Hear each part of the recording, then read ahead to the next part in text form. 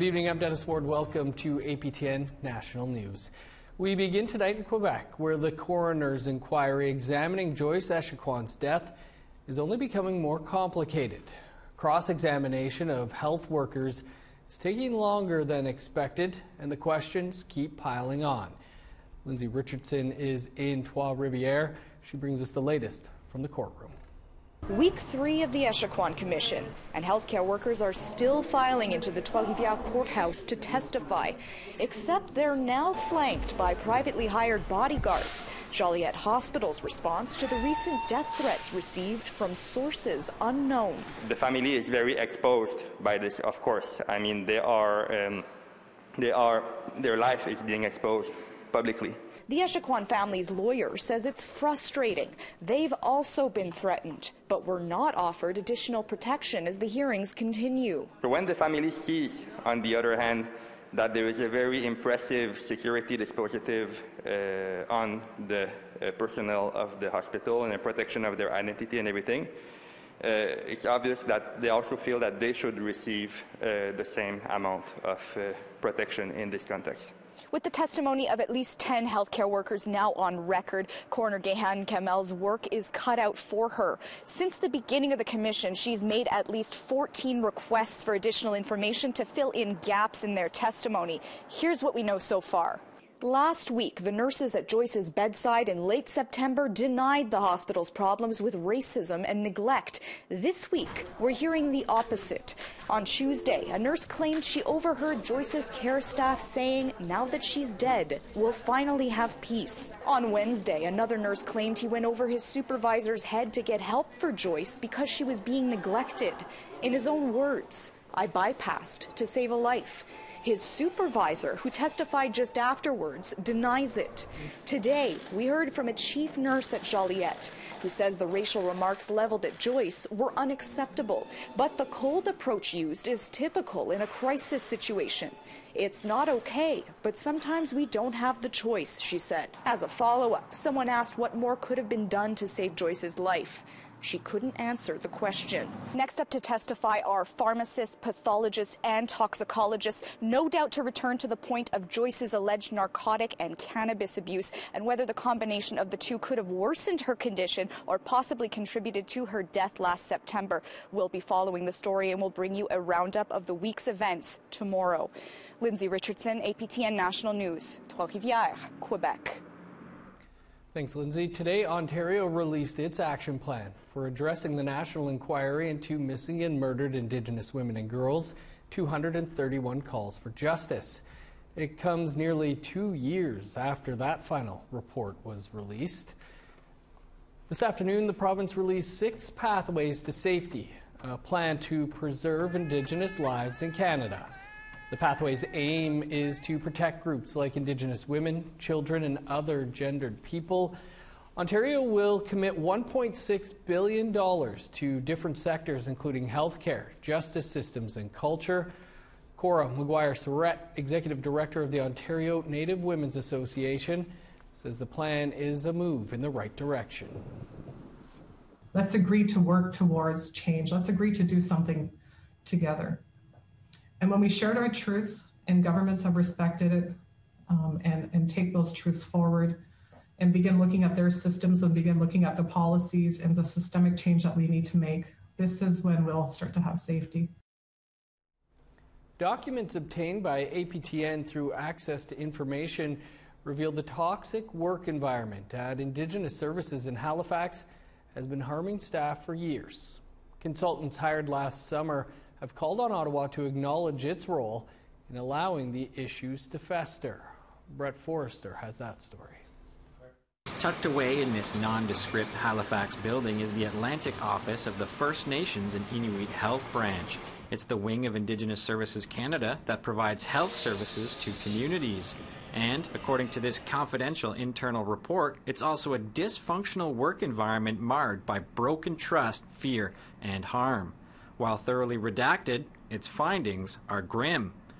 Department is seriously flawed, one employee said. Senior leaders in Ottawa have failed us. You are not the first ones to do this. There have been others. Ottawa has allowed this to fester. Continue to send folks. I am angry and upset. they have allowed this to happen. According to the consultants, one of the interviewees described the workplace as feeling like an ICU or an ER.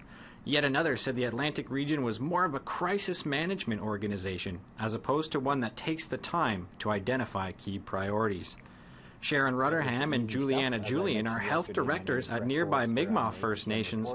They say this toxic environment also harms communities. There are severe gaps and many problems that have truly impacted our communities as well. There's no way you can compile that kind of a report and not include the communities in that. There's no way that you can have an organization who is servicing First Nation communities and it be a toxic environment, but that not trickle down to our communities. There's no possible way. The consultants directed significant blame toward this place, Health Branch HQ in Ottawa. They called on HQ to, if not apologize, at least acknowledge the harm. Indigenous Services declined an interview request for this story. Instead, the department sent us a copy of a new employee charter it hopes will heal the fractured office. A spokesperson said the department is reviewing the report's 7 recommendations and will implement them where appropriate.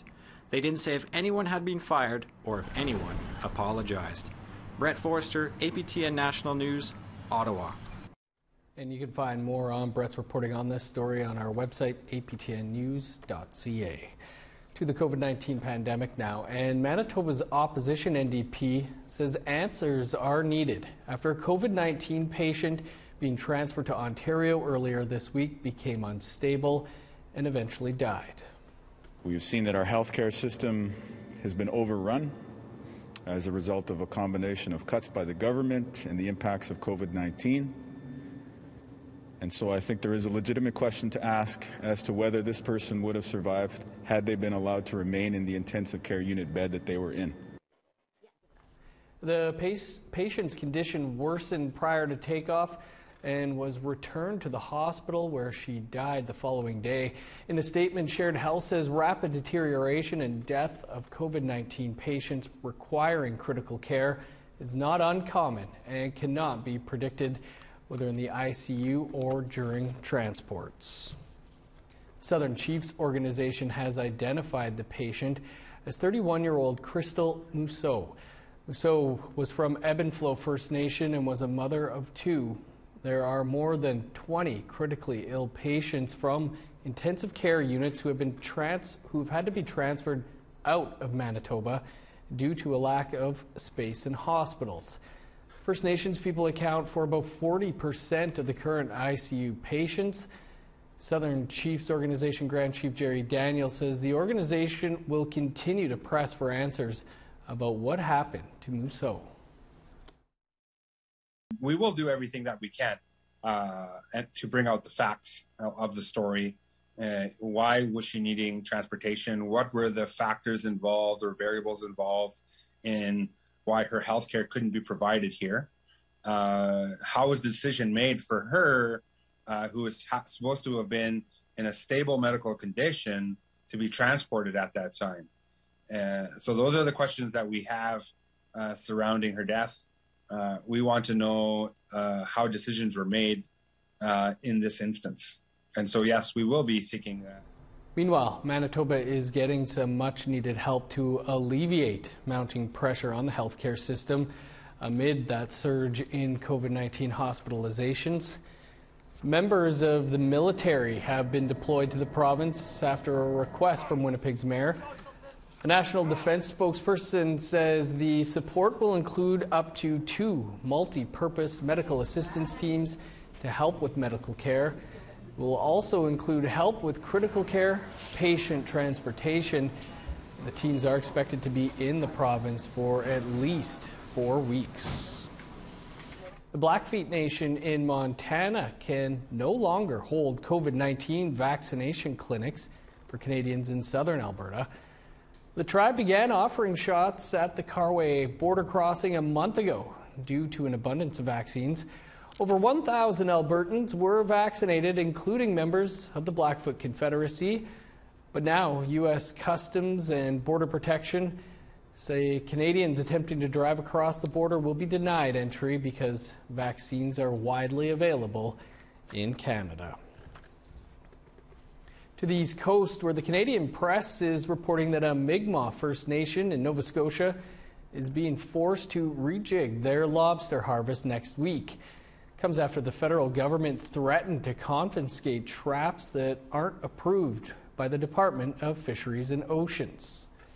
Sabag-and-Agady Chief Mike Sack said instead of pursuing a moderate livelihood fishery, a food, social, and ceremonial fishery would be pursued instead. This means that there will be less traps per boats, but a portion of their catch would be allowed to recoup expenses.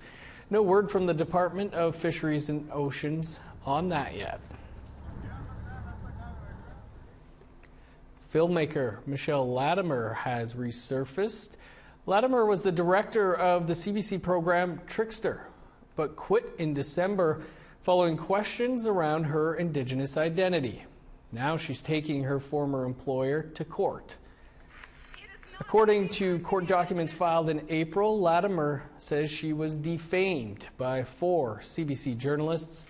The trouble started last year when a National Film Board press release stated she was Algonquin Métis from Kitigan-Zibi Anishinaabe in Quebec. Latimer later took to social media saying she made a mistake, claiming ties to the First Nation before verifying.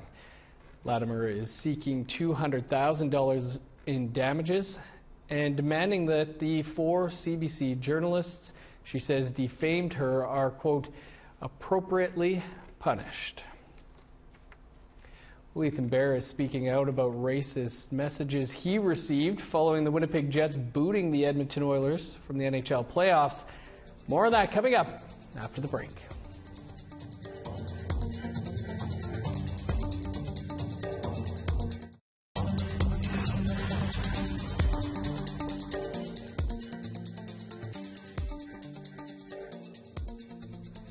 Welcome back. Yesterday we brought you the story of Ethan Bear experiencing racist and hateful remarks online after the Oilers season ended. Now support is pouring in from across Turtle Island, with everyone from politicians to fellow athletes having one message: I stand with Ethan Bear. Here's Daryl Stranger with more. Support for Ethan Bear has poured in from across Turtle Island. The Prime Minister, journalists, and fellow athletes all voiced their support for Bear online. Edmonton Oilers captain Connor McDavid took to social media denouncing the racist comments to Ethan. Quote, the individuals who spew this type of hate should think twice about their behavior. Ethan is such a positive role model for the Ojibwe First Nation and does so much amazing work in our local Edmonton community. On behalf of all my Oiler teammates, we stand strong behind Ethan and against racism of any kind. The Federation of Sovereign Indigenous Nations is also speaking out in support of Ethan Bear. Vice Chief Heather Bear, who is Ethan's aunt, had this to say in a statement. Quote, my nephew is a strong man and a positive role model to so many people, but it hurts our community and our First Nations youth who read and see these comments online. No one deserves this disgusting backlash. The Confederacy of Treaty 6 First Nations in Alberta is another organization speaking out against the remarks directed towards Ethan. Certainly something that's not needed in any circumstance, especially in sports. I think sports is where very important for a lot of our nations, where we try to get our youth to participate and get involved in activities in sports. And then when they see this type of things happening, we don't want to see it as a discouragement for them to pursue whatever they want to pursue. We will stand beside them if they are going through a situation like this. So it wasn't a no-brainer for us to step in and advocate. A rally will be held on May 29th in support of Ethan Bear in Edmonton. Daryl Stranger, APTN National News, Winnipeg.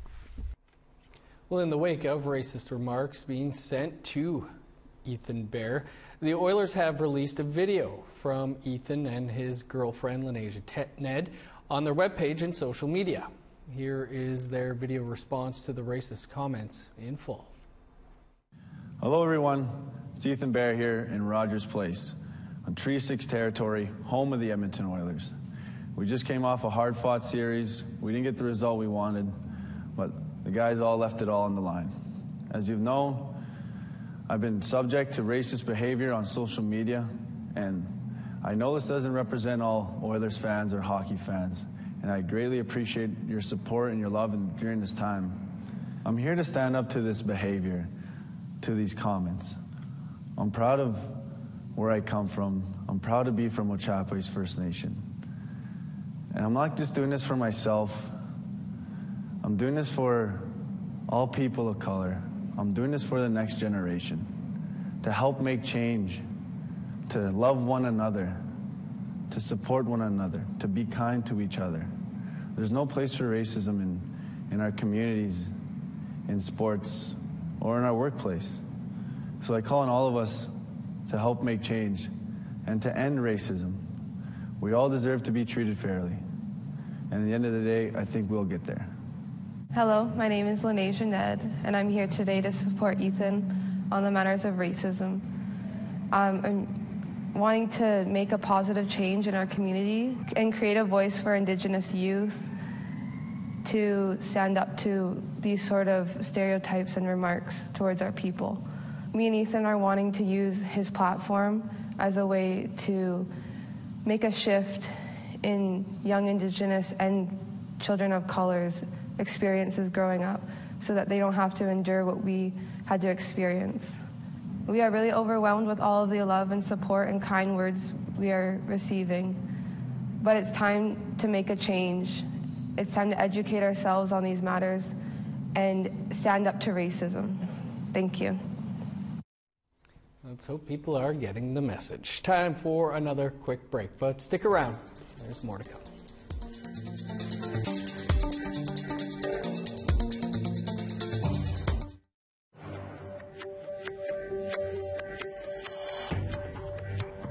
Welcome back. Let's have a peek now at our photo of the day. This picture comes to us from the Pic-Mulbert First Nation, northwest of Thunder Bay, Ontario. Been a visitor to Pic a number of times, and that is one beautiful part of the country. Our thanks to Abraham Wynn for sending that in for us. And if you think you've got what it takes for the next photo of the day, send it in to us at share@aptn.ca. And don't forget a few details like who you are, where, and when you took the picture. Time now to take a look at tomorrow's weather forecast. Starting on the East Coast, 12 for St. John's and Charlottetown. +1 in Inukjuak, snow, and 5 in Kuujjuaq. 15 in Montreal, 10 and sunny in Chibougamau. 14 for Sault Ste. Marie, 14 with rain in North Bay. 12 under sunny skies for Thunder Bay, 16 and sunny in Sioux Lookout. 17 in God's Lake, 17 with showers for Norway House. 20 and sunny in Winnipeg, 21 for Dauphin. 19 in Regina, showers, and 22 in North Battleford. 16 with rain in Buffalo Narrows, 18 in showers in La Ronge. In northern Alberta, 13 with rain for Fort McMurray, 1 degree warmer in showers in Fort Chip. 20 with showers in Medicine Hat, 14 and rain in Edmonton. 17 and sunny for Vancouver, 18 in Victoria. 16 with showers for Prince George, 20 in Fort Nelson. +4 with snow in Old Crow, rain, and 10 for Whitehorse. 16 and sunny for Yellowknife, 22 under the sun in Fort Simpson. +1 in Inuvik and Sax Harbor. +2 for Chesterfield and Whale Cove, 4 in Arviette. -3 with snow in Resolute, -1 in Igloolik.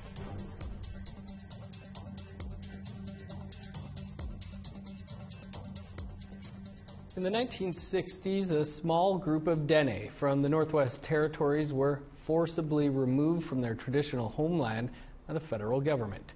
Tomorrow night on APTN Investigates, video journalist Cullen Crozier looks into their decades-long fight for recognition. Here's a preview of Refugees in Our Own Land, Part 1. Nearly 300 kilometers east of Hay River, on the border with Alberta, lies the small town of Fort Smith. The Dene call it the Bacha, beside the rapids.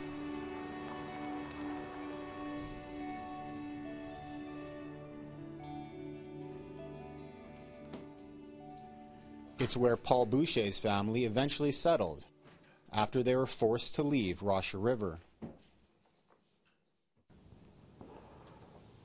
You know, I never did see this school. It was burnt out before I was born. But this is the way I envisioned that school. You know, we were Tzotzile people that had a very, very rich history, you know, and a lot of good beliefs, a lot of good values.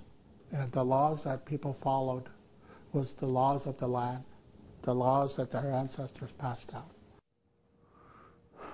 This is what I picture the most right here about Rocher River. Boucher was only a child when the federal government made the decision not to support the Tzotzile people of Rocher River. Like many of the children of the community, he was separated from his family and sent away to residential school. And you can watch Refugees in Our Land Part 1 tomorrow night following the APTN National News. We're off to Ottawa now to find out who will be on the final episode of the season of Nation to Nation. Here's host Todd Latimer. It's indeed the final show of the season, and I get to speak to two of my favorite guests. They've both been on several times over the past 4 years.